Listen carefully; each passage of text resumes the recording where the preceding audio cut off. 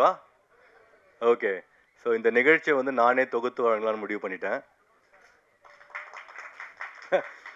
2 காரணம். 1 எப்படி இருந்தாலும் நான் பேசணும். படத்த பத்தி நான் பேசினா அது கொஞ்சம் டைம் ஆகும் இல்லையா? டைம சேவ் பண்ணலாம். உங்க டைமும் சேவ் பண்ணலாம், என் டைமும் சேவ் பண்ணலாம். வாழ்க்கையில உங்களுக்கு கிடைக்க முடியாத கிஃப்ட் நான் உங்களுக்கு குடுத்துருக்கேன். டைம். ஓகே. ஸோ முதல்ல இந்த படம் வந்து 2023ல நாங்க 1 லைன் கேட்டோம். ஸோ 2 லைன் சொன்னாரு. மிஸ்டர் பொன் பார்த்திபன். அவரு தான் இந்த படத்தோட ரைட்டர். நாங்க ஃபர்ஸ்ட்டு சூஸ் பண்ணது ஸ்கிரிப்ட்ட தான். டைரக்டரோ இல்ல வந்து டெக்னீஷியன்ஸோ எதுவுமே கிடையாது. என்ன கதை பண்ண போறோம் அப்படின்றது தான் எங்களோட ஃபர்ஸ்ட் ப்ரையாரிட்டியா இருந்தது. அப்படி நாங்க சூஸ் பண்ணது தான் வந்து mister Pon Parthiban. Sir please come forward sir. But இந்த கதை எங்களுக்கு புதுசு இல்லையா இண்டஸ்ட்ரி. அப்போ என்ன ஆகுதுன்னா இந்த கதை வந்து அவர் சொன்னாரு. அதுக்கப்புறம் டிஸ்கஸ் பண்ணி அந்த கதையை ஃபுல்லா நாங்க டெவலப் பண்ணோம். டெவலப் பண்ணும்போது அது ஒரு 6 மந்த்ஸ் ப்ராசஸ். அதுக்கப்புறம் ஷூட்டிங் ஒரு வருஷம் அந்த மாதிரி போயிட்டு இருக்கும்போது எந்த படம் பார்த்தாலும் நம்ம சீன் இருக்கிற மாதிரியே ஒரு ஃபீல் இருக்கும். அது ரொம்ப கஷ்டம். அது மேபி அதனால தான் இந்த இஷ்யூஸ்லாம் வருது போல இருக்கு. நான் பார்க்கும்போது ஐயோ இந்த சீன் படத்தை சீக்கிரம் ரிலீஸ் பண்ணுண்டா, இல்லைன்னா மொத்த படமும் வந்துடும். அப்படிதான் எனக்கு தோணுச்சு. இப்பயுமே பார்த்துட்டு எத்தனை பேர் கம்ப்ளைண்ட் பண்ண போறாங்கன்னு எனக்கு தெரியல. அப்படி பண்ணா நான் கிளியரா அக்ரிமெண்ட் போட்டிருக்கேன் மிஸ்டர் பொன் பார்த்திபன் கூட. அவர் தான் கோர்ட்டுக்கு போகணும். பட் வராது. ஏன்னா நான் ஆல்மோஸ்ட் எல்லா படத்தையுமே பார்த்துட்டேன். நான் ஒரு வாரத்துக்கு 8 படம் பார்ப்பேன். புது படம், பழைய படம், அது அந்த டிஃப்ரென்ஸ் எனக்கு கிடையாது. சின்ன படம், பெரிய படம் எல்லா படத்தையுமே பார்ப்பேன். அதனால இப்போ வரைக்கும் எந்த சீனும் வரல சார். ஸோ இந்த படம் புதுசா இருக்கும். பழைய பாட்டோ பழைய சீனோ கண்டிப்பா இருக்காது.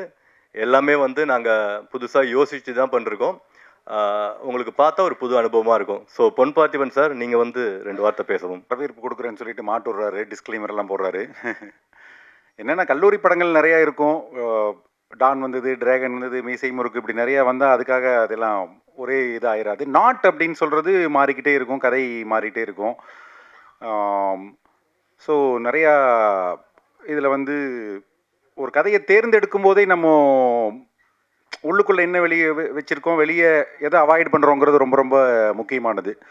ஸோ ஒரு கதையை தேர்ந்தெடுக்கிற சமயத்திலேயே அதோட என்ன சொல்கிறது, அந்த ஆங்கோர் காட்டில் அந்த சின்ன அக்னி குஞ்சுங்கிற மாதிரி தான், அதுதான் பத்தி எரிய போகுது. ஸோ அந்த 1 லைனை சூஸ் பண்ணது, 2 லைன் சொன்னேன். சார் வந்து 2மே நல்லா இருக்கு அப்படின்னு சொல்லிட்டு ஃபஸ்ட்டு ஒன்று சூஸ் பண்ணார். அப்புறமா கொஞ்சம் யோசிச்சுட்டு இல்லை சார் இது பண்ணிடலாம் அப்படின்னு ஒரு சாய்ஸ் எடுத்தார். ஸோ அதிலிருந்து உழைச்சி அவர் சொன்ன மாதிரி 23லேருந்து ஆரம்பித்து இப்போ 26 வரைக்கும் நாங்கள் மெருகேற்றிட்டே தான் இருந்தோம். அண்டு இந்த கதையை யோசிக்கும் போது எனக்கு ஒரு சின்னதாக ஒரு கதை ஒன்று சொல்லுவாங்க, எங்கள் அப்பா ஒன்று சொல்லுவார், அதை ஞாபகம் வச்சுக்கிட்டேன். பிகினிங்கிலிருந்தே ஒரு செயின் ஆஃப் ஈவெண்ட்டாக இந்த கதை இருக்கணும். ஸோ என்கேஜிங்காக இருக்கும், போர் அடிக்கக்கூடாது, புது ஆர்டிஸ்ட் இருக்கிறாங்க, அதெல்லாம் தாண்டி ஒரு செயின் ஆஃப் ஈவெண்ட் இருந்துக்கிட்டே இருக்கணுங்கிறதுனால ஃபஸ்ட்டு சீன்லேயே இந்த கதை ஆரம்பிச்சிடும். ஒரு எக்ஸாம் ஹாலில் நடக்கிற ஒரு சம்பவம் கடைசி வரைக்கும் அதுதான் ஒரு பெரிய இதுவாக இருக்கும். அது வெள்ளச்சாத்தான் கதைன்னு சொல்லி ஒன்று சொல்லுவாங்க. ஒரு வெள்ளச்சாத்தான் வந்து எந்த ஊருக்குள்ளே வந்தாலும் அந்த ஊரே அழிஞ்சு போயிடும் அப்படின்னு அந்த கிராமத்தில் வந்து பயங்கரமாக வெயிட் பண்ணிட்டு இருப்பாங்க. நம்ம ஊரில் வெள்ளச்சாத்தான் வந்துடும் சொல்லிட்டு சின்ன பசங்கள்லாம் மேலே நின்று பார்த்துட்டு இருப்பாங்க. அந்த வெள்ளச்சாத்தான் வரும், அதை பார்த்தோன்னா பயந்துட்டு அப்படியே எல்லோரும் ஓடி போய் எல்லோரும் ஒளிஞ்சுப்பாங்க. அந்த வெள்ளச்சாத்தான் வரும், நேராக ஒரு டீ கடை இருக்கும், அந்த டீ கடையில் யாருமே இருக்க மாட்டாங்க. அங்கே போய் ஒரு பாட்டிலில் குலோப் ஜாமுன் இது இருக்கும், அந்த ஜீராவை எடுத்து செவுத்துல இழுக்கி விட்டு போயிடும்.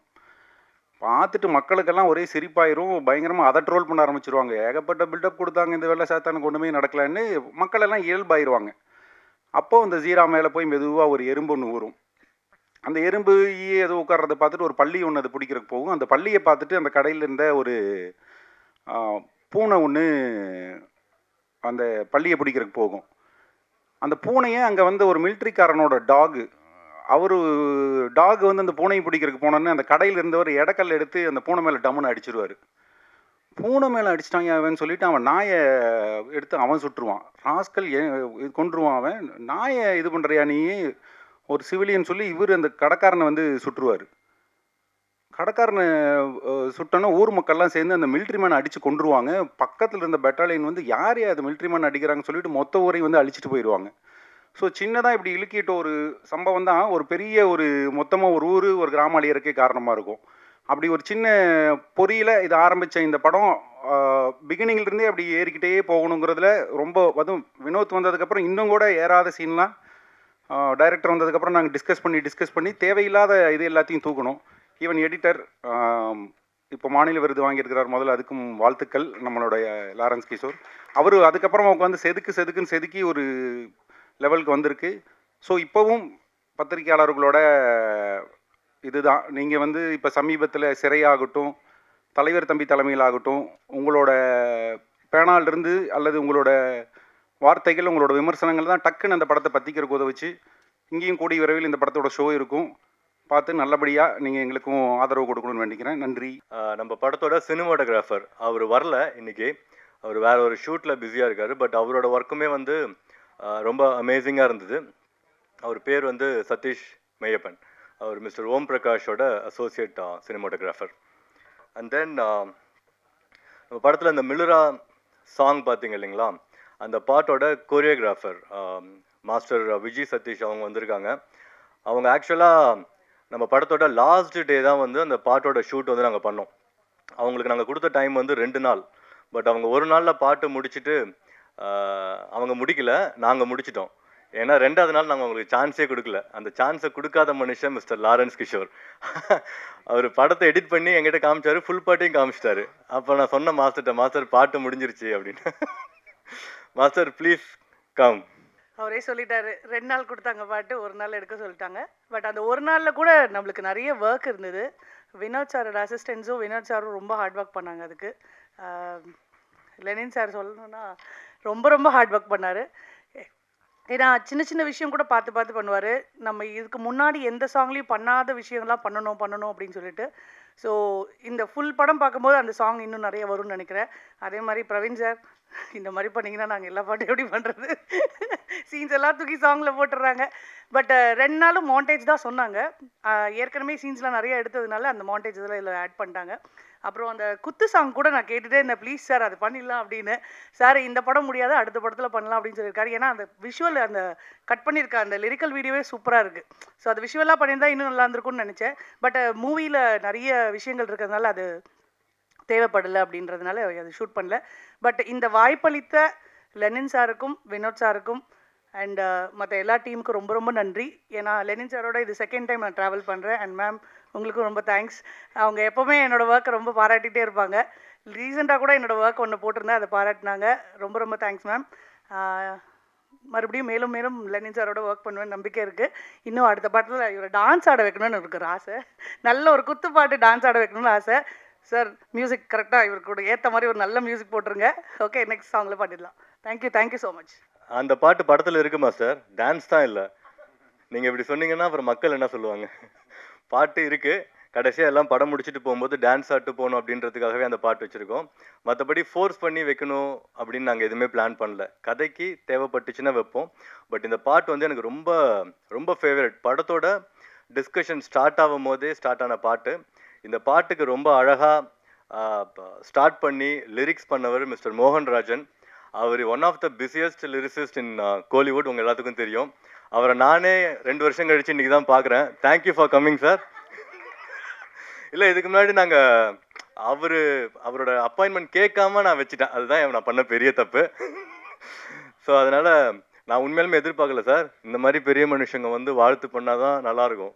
ஸோ அதனால் please come on to the stage sir. நான் உண்மையாலுமே எல்லாம் வாங்க அவர் சொல்லிட்டு தான் கிண்டல் அடிக்கிறாரு.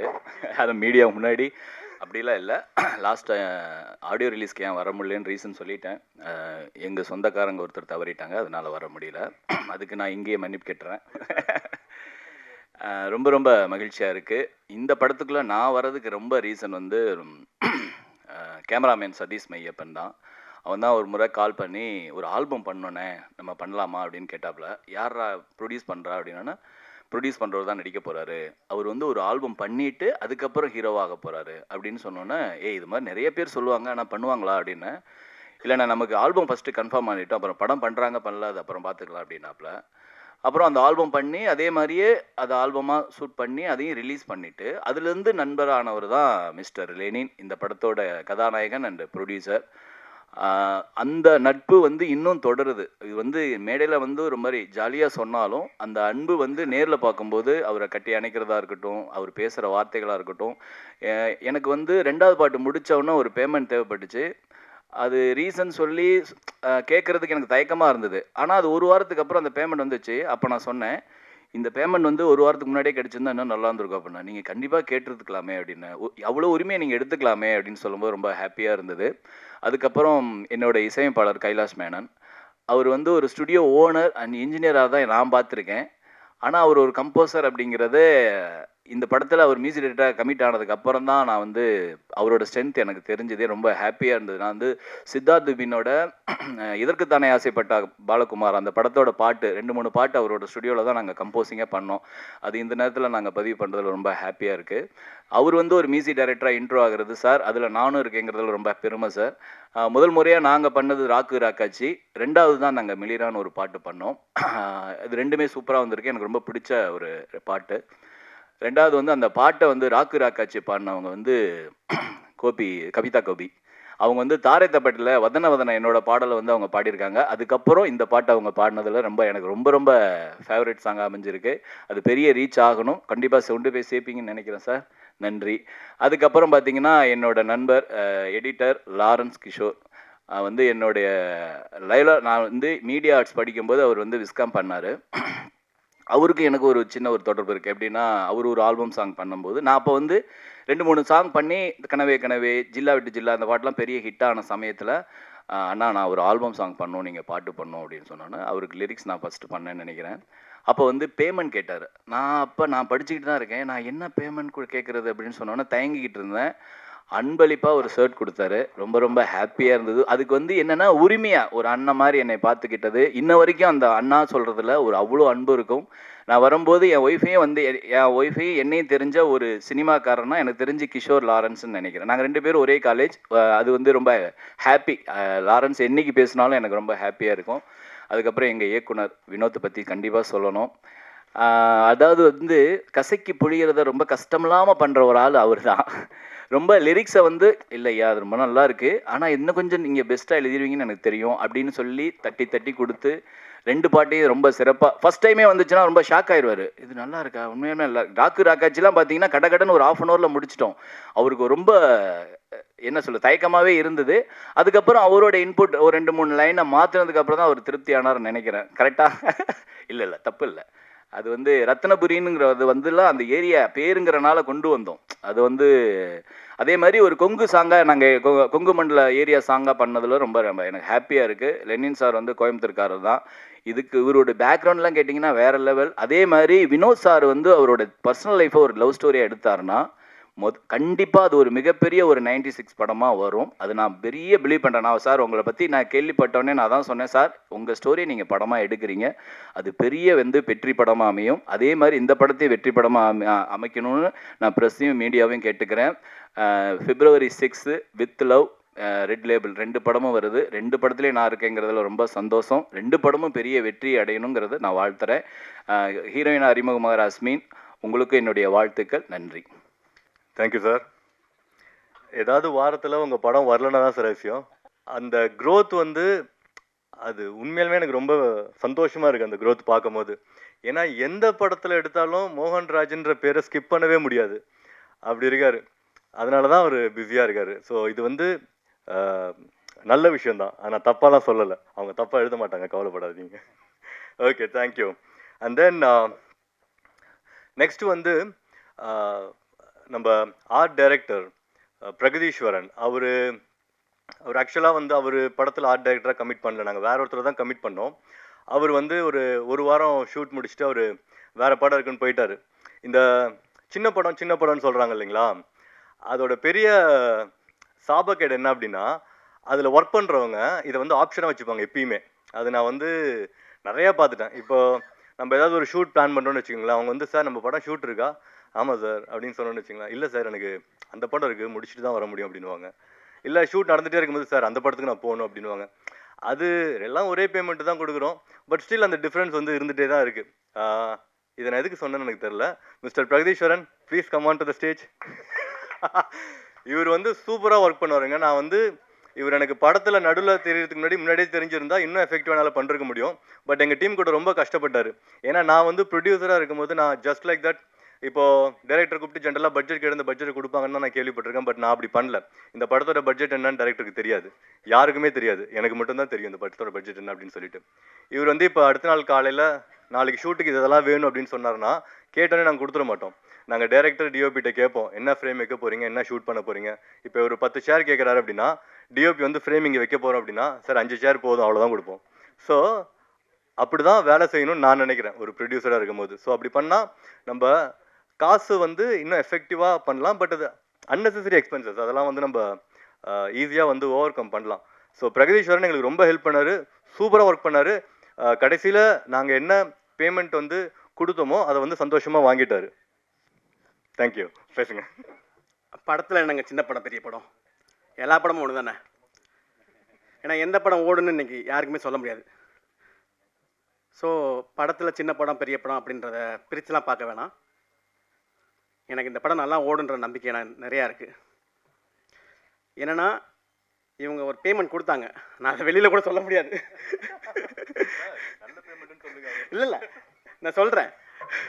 பட் என்னென்னா அதை பெருமையாக ஏற்றுக்கிட்டேன் நான். ஏன்னா நம்ம வேலைக்கு தான் முக்கியத்துவம் கொடுக்கணும், இந்த பேமெண்ட்டுக்காக முக்கியத்துவம் கொடுத்து வரல. இந்த பேமெண்ட் வந்துட்டு நான் வளர வளர எனக்கு கிடைக்கும்.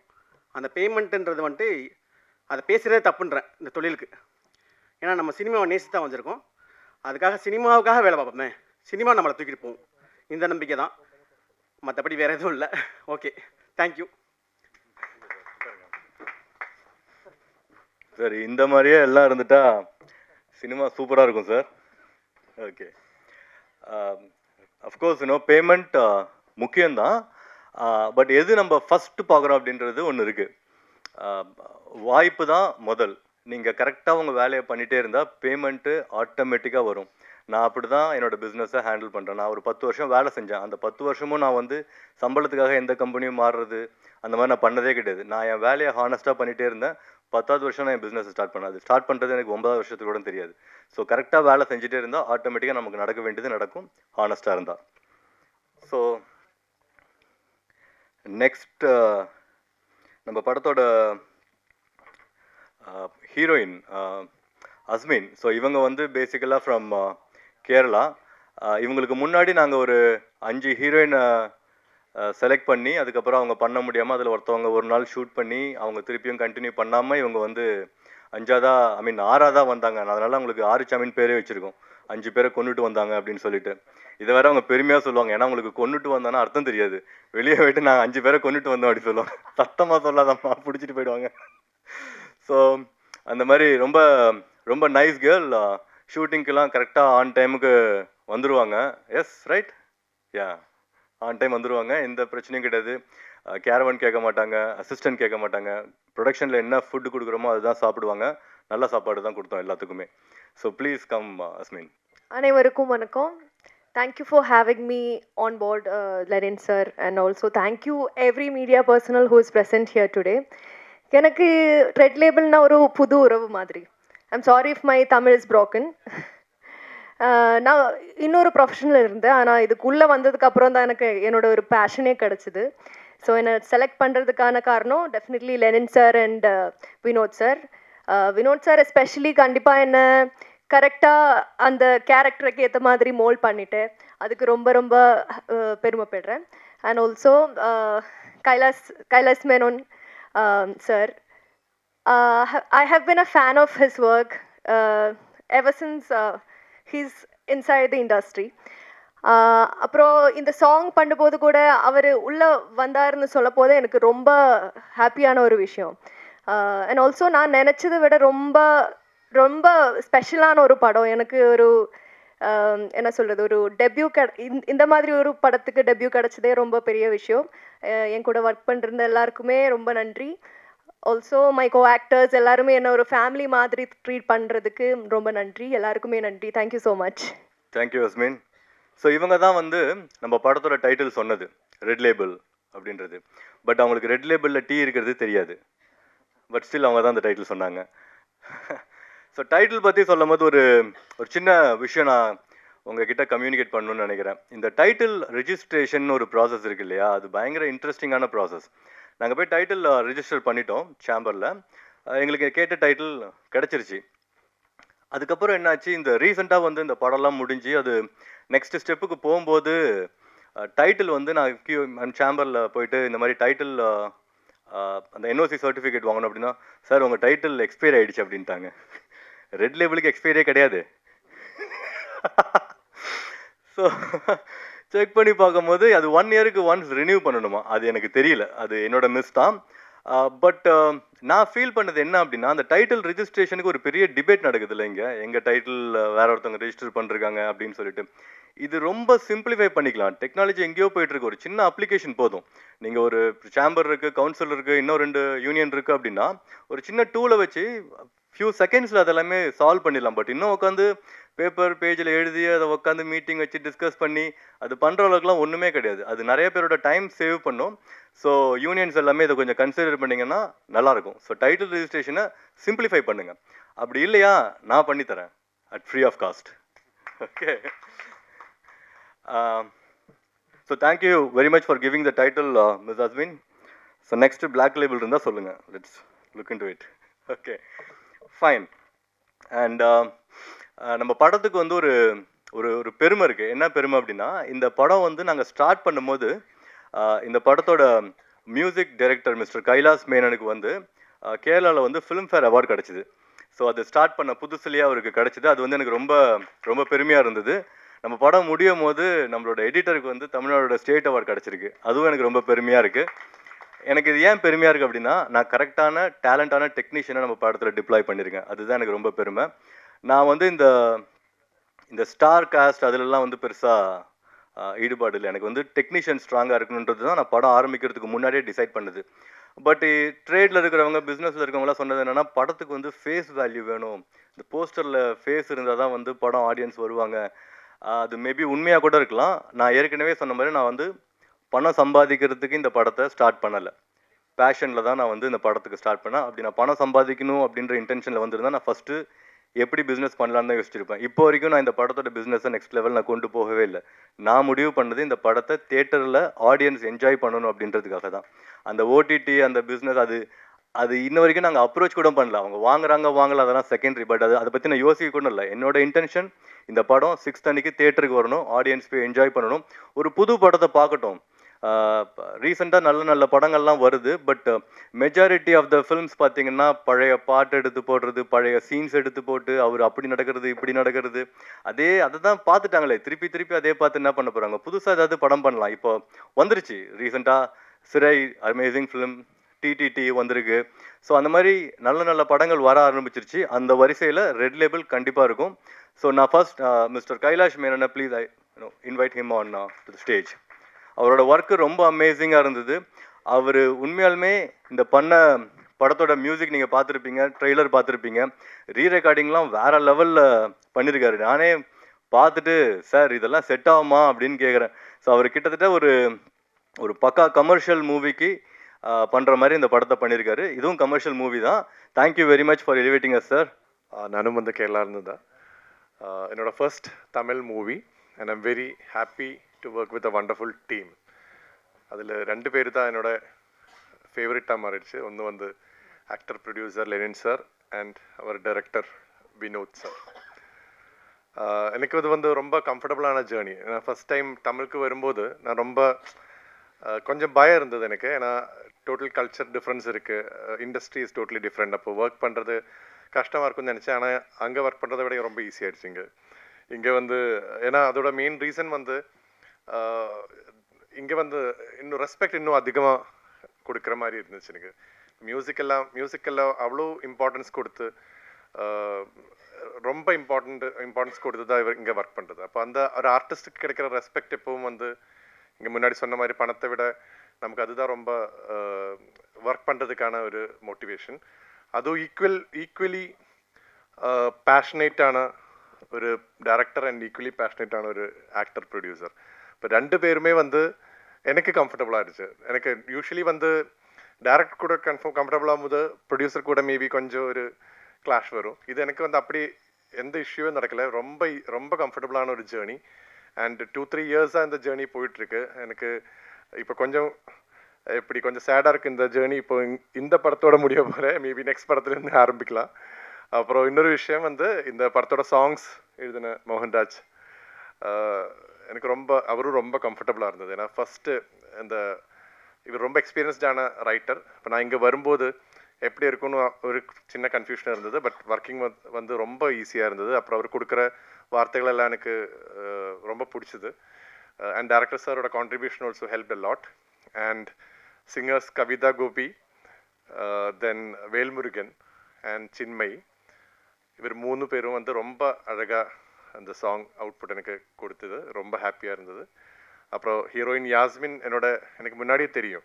இப்போ இந்த படத்தில் ஹீரோயின் யாருன்னு கேட்டால் உங்கள் ஃப்ரெண்டு தான். அப்போ என்னோட ஃப்ரெண்டா? எந்த ஃப்ரெண்டு? அப்போ யாஸ்மின் வந்து ஆக்ட்ரஸ். எனக்கு அவர் சிங்கராக தான் தெரியும்.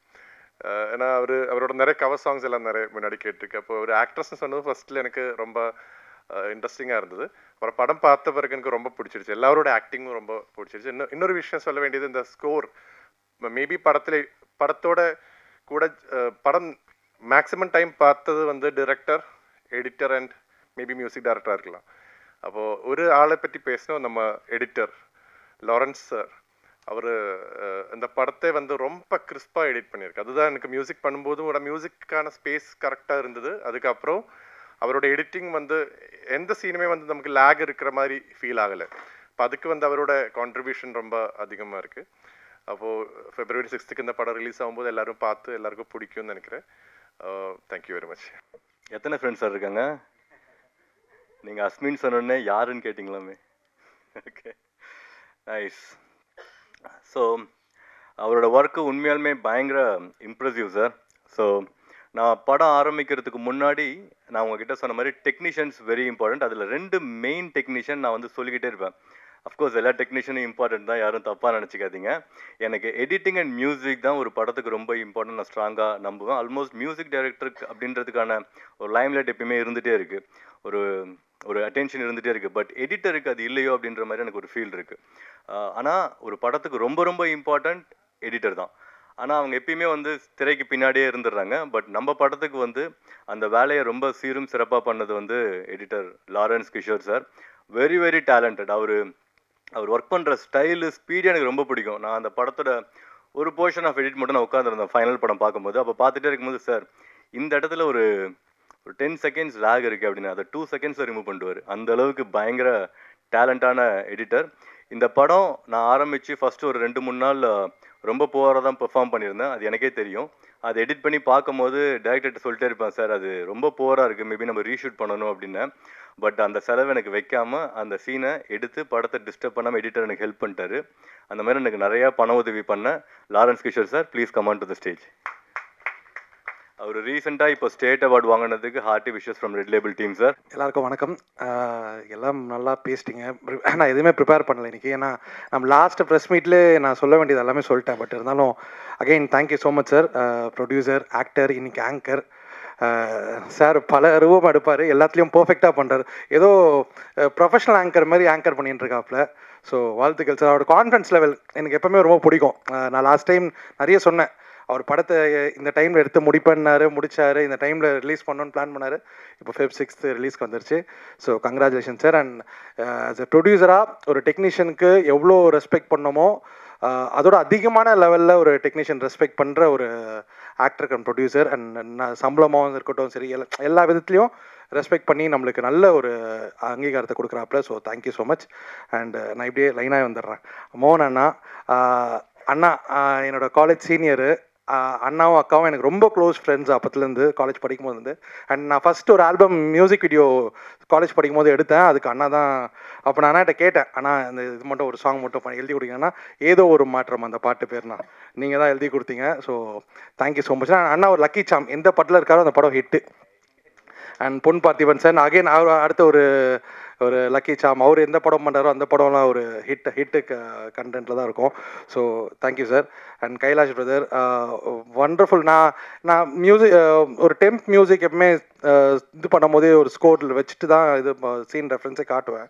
ஸோ நான் வச்சுட்டு காட்டும் போது எனக்கு அது திருப்பி வரும்போது ஒரு சில டைமில் மிஸ் ஆகிடும். நம்ம ஒரு இதில் பண்ணியிருப்போம், டெம்ப் மிஸ் ஆகிடும். அண்ட் ட்ரெய்லருக்குலாம் ஒரு நம்ம ஒரு டெம்பில் கட் பண்ணியிருப்போம், அது மிஸ் ஆகும். பட் பர்ஃபெக்டாக அதை மேட்ச் பண்ணி அந்த என்ன நாங்கள் ஆஃப்லைனில் என்ன ரெஃபரன்ஸில் நாங்கள் ஒரு மியூசிக் ஒரு டெம்போவில் இந்த படத்தை பேஸ் பண்ணி வச்சுருந்தோமோ அதே பேஸில் சூப்பராக மியூசிக் பண்ணி அண்ட் சாங்ஸ் ரெண்டுமே கலக்கிட்டாப்ல. ராக்காக இருக்கட்டும் அண்ட் அந்த மெலோடி சாங்காக இருக்கட்டும் ரெண்டுமே சூப்பராக பண்ணிட்டாரு. Congrats brother. அண்ட் ஆஸ்மின் அவங்க டெபியூ பண்ணுறாங்க தமிழில். Congrats and welcome to Tamil cinema. And sir அனுமோகன் சார் அவர் பாம்பு புத்துக்குள்ளே நான் சார் அவர்கிட்ட கேட்பேன், ஏங்க டைலாக் சார் அது உள்ளே வச்சுருக்கலாமே, டேரக்டர்கிட்ட கேட்டேன் இந்த டைலாக் ஏன்னா உள்ளே நீங்கள் இது பண்ணியிருக்கலாமே சாரோட இந்த டைலாகை.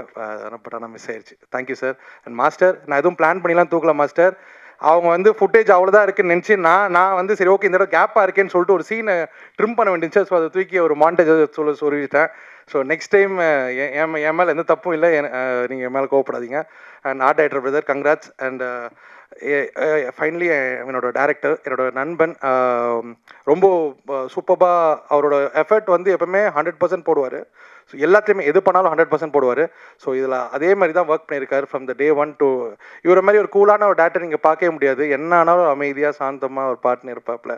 ட்ரெய்லர் கூட நான் சிங்க் ஆச்சு. வேறு எதனா டேரக்டர் டென்ஷன் ஆகிட்டு இருப்பாங்க, நிறுத்தியான்னு இருப்பாங்க. அவர் அழகாக கூலாக உட்காந்து போய் சொன்னாப்புல. கேட்கலையா? சரி போகும்போது திருப்பி ஒரு தடவை ட்ரெய்லர் மட்டும் முடியும் போது ஒரு தடவை பார்த்துடலாம். Thank you so much. அண்ட் ஃபைனலாக thanks to Tamil Nadu government and press media எல்லாருக்குமே எனக்கு தமிழ்நாடு ஸ்டேட் அவார்டு கிடச்சிருக்கு தேன் படத்துக்கு. Thank you so much. Thank you sir. எவ்வளோ ஃபாஸ்ட்டாக பேருக்கு எடிட்டும் பண்ணிருக்காரு. சைக்கிள் எதிர்காத்துல போகிற மாதிரியே இருக்கும் பார்க்குறதுக்கு. நெக்ஸ்ட்டு நம்ம சிங்கர் இந்த பாட்டை பாடினது மேடம் கவிதா கோபி. அவங்க ஆடியோ லான்ச்சுக்கும் வந்து அந்த பாட்டை பாடினாங்க. என்ன ரொம்ப லேட்டாக வந்துட்டாங்க, சொல்ல மாட்டாங்க மேடம், ஓகேங்களா? கடைசியாக வந்து நான் பாடியே தீருவேன் அப்படின்னு பாடினாங்க. ரொம்ப அருமையாக பாடினாங்க. ஸோ இந்த பாட்டோட வைப் ஆக்சுவலாக இந்த பாட்டு வந்து படத்தில் ஆரம்பத்தில் வைக்கும் போது இருந்தது அந்த சுச்சுவேஷனில். பட் அகெயின் அந்த படம்லாம் முடிச்சுட்டு பார்க்கும்போது அது வந்து எங்கேயுமே பிளேஸ் ஆகலை. சரி நம்ம இவ்வளோ செலவு பண்ணி அந்த பாட்டை வந்து இது பண்ணிட்டோமே அப்படின்றதுக்காக வச்சா அது வந்து தப்பு இல்லைங்களா? கதைக்கு வேணும் அப்படின்னா நம்ம வைக்கலாம், வேணாம் அப்படின்னா அதை ரிமூவ் பண்ணிடணும். ஸோ அப்படி தான் ரிமூவ் பண்ணோம். பட் ஸ்டில் அந்த பாட்டு வந்து படத்தில் இருக்குது, எண்டில் இருக்குது. படம் முடிச்சதுக்கப்புறம் இந்த பாட்டை மிஸ் பண்ணக்கூடாது அப்படின்றதுக்காக அந்த பாட்டை வந்து நாங்கள் ப்ளேஸ் பண்ணிருக்கோம். ஸோ தட் வெளியே போகும்போது அவங்களுக்கு ஒரு வைப்போட போகலாம். Madam please come on to the stage. நீங்கள் 2 வார்த்தை பாடினீங்கன்னா நல்லாயிருக்கும். Good evening.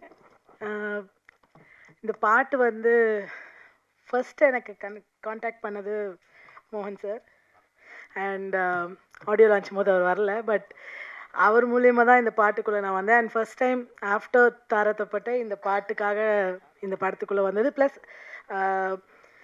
நம்ம கைலாஷ் சாரோட ஸ்டூடியோவில் நிறைய பாடல்கள் நான் ரெக்கார்ட் பண்ணியிருக்கோம். ஆனாலும் இந்த பாடல் பாடும்போது அது ஒரு வைப் வந்து ரொம்பவே நல்லா இருந்தது. ஏன்னா அவ்வளோ ஸ்பீடான ஒரு சாங் அண்ட் அதுக்கேற்ற மாதிரி ரொம்ப காம்பேக்டாக அந்த லிரிக்ஸும் அதில் அமைஞ்சிருந்தது. அண்ட் இந்த சாங் நான் பாடினது I was very happy. And also அவர் சொன்ன மாதிரி சாங் இல்லைன்னா ரொம்ப ஃபீலாக இருந்தது. ஆனால் இப்போ இருக்குது, இப்போ கன்ஃபார்ம் பண்ணனா I'm also back to happy. And sir ஆடி பார்த்துருப்போனும் அப்படின்னு நினச்சோம், ஆனால் அது நடக்கலை. இன்றைக்கி ஆடுங்க, இப்போ நான் பாடுறேன், நீங்கள் ஆடினாலும் சந்தோஷம்தான். பட் இருந்தாலும் மேபி நெக்ஸ்ட் மூவி உங்களை ஃபுல் பர்ஃபார்மன்ஸில் பார்க்கலாம். Okay, thank you. ஓகே, நெக்ஸ்ட்டு இந்த படம் நான் வந்து ப்ரொடியூஸ் பண்ணி நடித்ததால், ஸோ நடிக்கும் போது நமக்கு நிறையா அந்த ப்ரொடக்ஷனில் ஃபோக்கஸ் பண்ண முடியாது. அதனால நான் என்ன பண்ணுவேன்னா, ஜென்ரலாக இப்போ ஒரு 20 நாள் ஷெடியூல் போகிறோம் அப்படின்னா அந்த 20 நாளைக்கு என்னென்ன ஷூட் பண்ண போகிறோம், ஒரு டிபார்ட்மெண்ட்லையும் என்னென்ன எக்ஸ்பென்சஸ் இருக்குது அப்படின்றத கம்ப்ளீட்டாக டீட்டெயிலாக ஒர்க் பண்ணி என்னோட டீம்கிட்ட வந்து ஹேண்ட் ஓவர் பண்ணுவேன். அதுக்கப்புறம் நான் ஜாலியாக இருப்பேன், அவனுங்களால ஜாலியாக இருக்க முடியாது. அப்படி 2 பேர் மிஸ்டர் பிரவீன் அண்ட் கோகுல் வாங்க மேலே, என்னோட ரெப்ஜன் டீம், அவங்க ரொம்ப இம்பார்ட்டண்ட் ரோல் ப்ளே பண்ணிருக்காங்க இந்த படத்தில். ஐ மீன் நடிக்கவும் செஞ்சுருக்காங்க. பட் அதோட முக்கியமான ரோல் வந்து எந்த பிரச்சனையும் இல்லாமல் இந்த படத்தை வந்து ரன் பண்ணிருக்காங்க. ஏன்னா மேக்ஸிமம் இஷ்யூஸ் எங்கே வரும் அப்படின்னா, இப்போ பெப்சிக்கில் வரும்.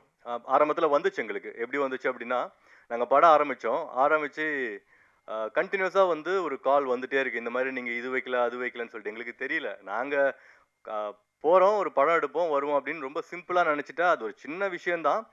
பட் என்ன ஆச்சுன்னா, அந்த ரெஸ்பான்ஸ் வந்து ரொம்ப நீங்கள் இது பண்ணலன்னா நாங்கள் வந்து ஷூட்டிங்கை கேன்சல் பண்ணிட்டோம் அப்படின்னு சொல்லிட்டே இருந்தாங்க. அதை வந்து எனக்கு தெரியாமல் அவங்க ஒரு 4-5 டேஸ் ஹேண்டில் பண்ணிட்டே இருந்தாங்க. 6th டே தான் அது என்னோட நாலேஜுக்கு வந்துச்சு, இந்த மாதிரி இந்த விஷயம் நீங்கள் பண்ணணும் இல்லைன்னு அப்படின்னு சொல்லிட்டு. என்னடா சொல்கிற, படம் நம்ம எடுத்துகிட்டு இருக்கோம், என்ன பிரச்சனை? இல்லை இது பண்ணலன்னா அவங்க ஷூட்டிங்கை கேன்சல் பண்ணுவேன்னு சொல்லிட்டாங்க அப்படின்னாங்க. அப்படியா சொன்னாங்க?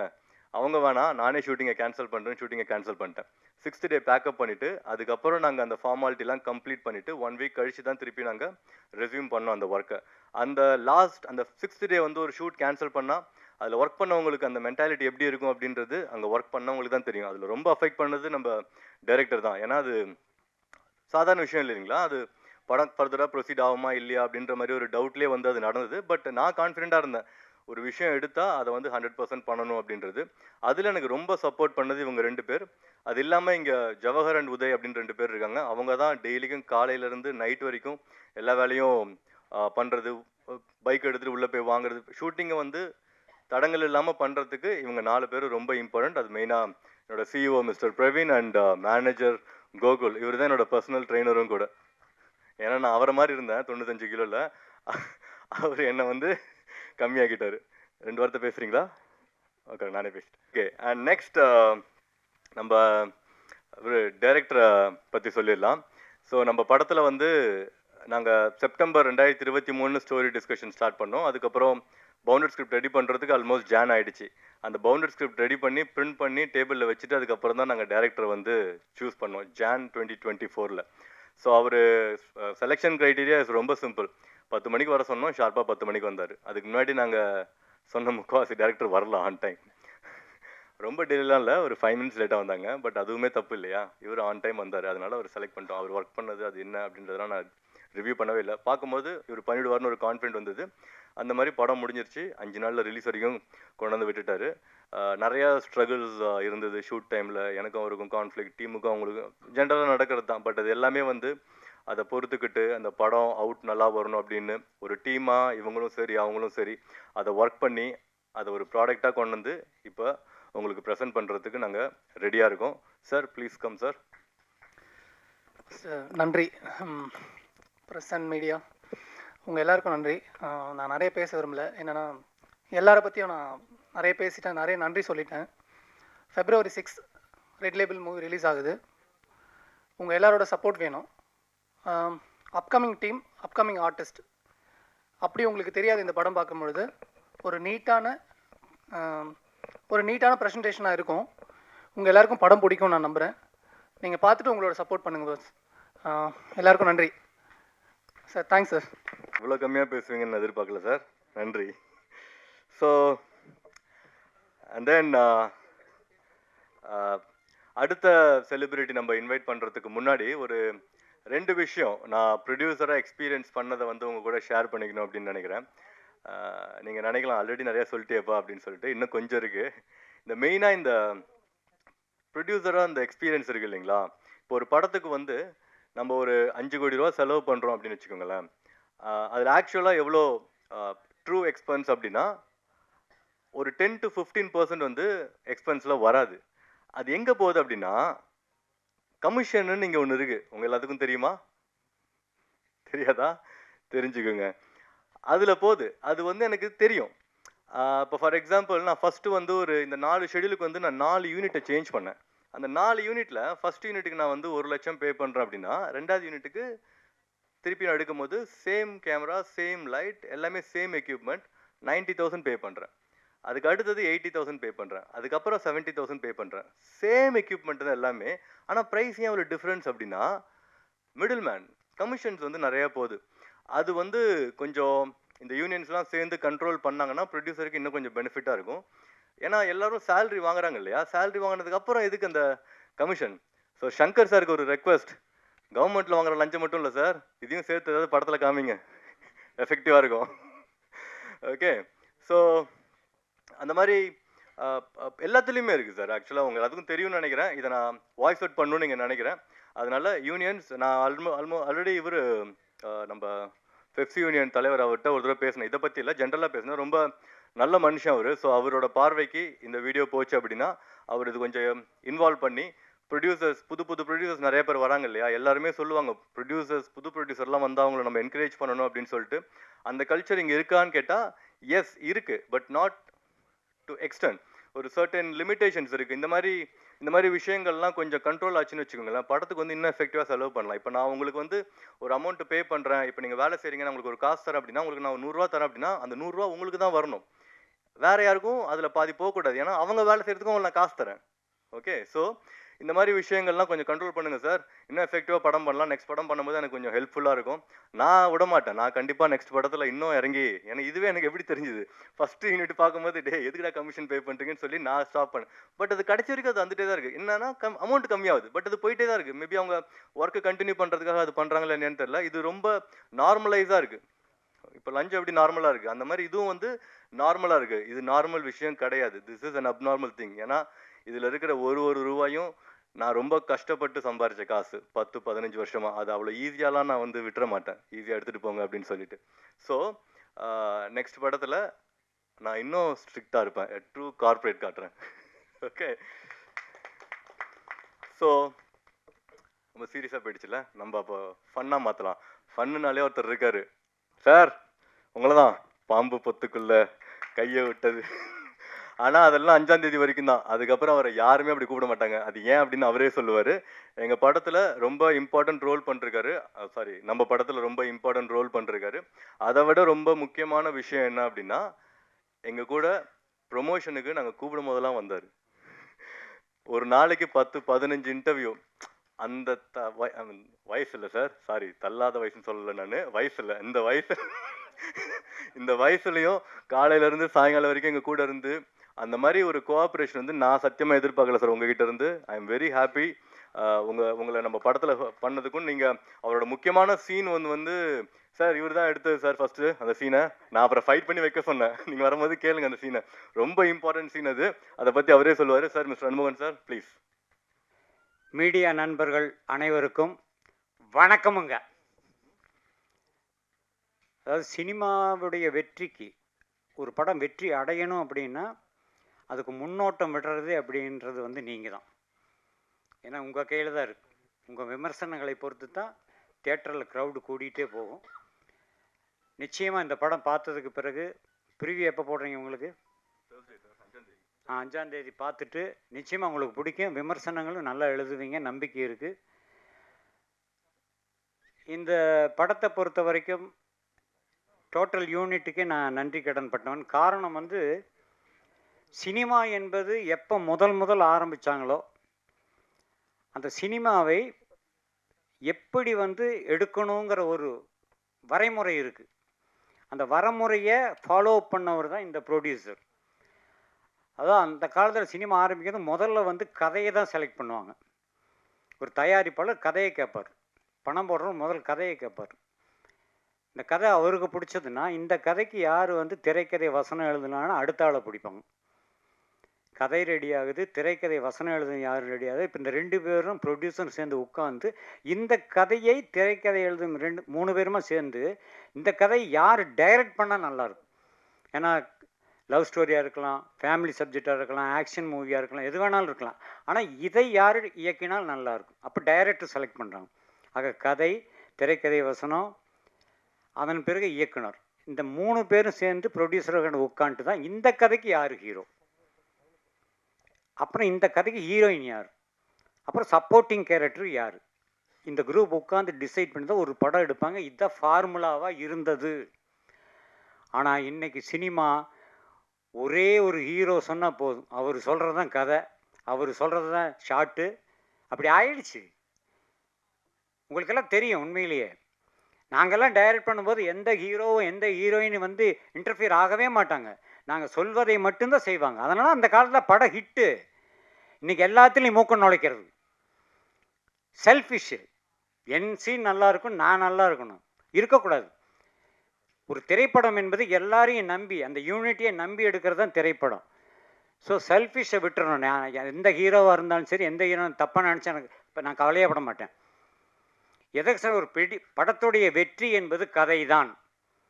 அதை எல்லாரும் நினச்சி பார்த்துக்கணும் முதல்ல. இப்போ இருக்கிற இப்போ வருங்காலத்தில் வர்ற எந்த இயக்குனராக இருந்தாலும் சரி, எந்த நடிகையாக இருந்தாலும் சரி, ஃபஸ்ட்டு கதை ஓகே ஆகணும். அந்த அளவில் கதையை முதல்ல சூப்பராக செலக்ட் பண்ணார் ப்ரொடியூசர். அப்புறம் அவர் நடிக்க வந்த கதையெல்லாம் வேறு, அது சொன்னால் அடுத்த படமும் எடுக்க ஆரம்பிச்சிருவார்.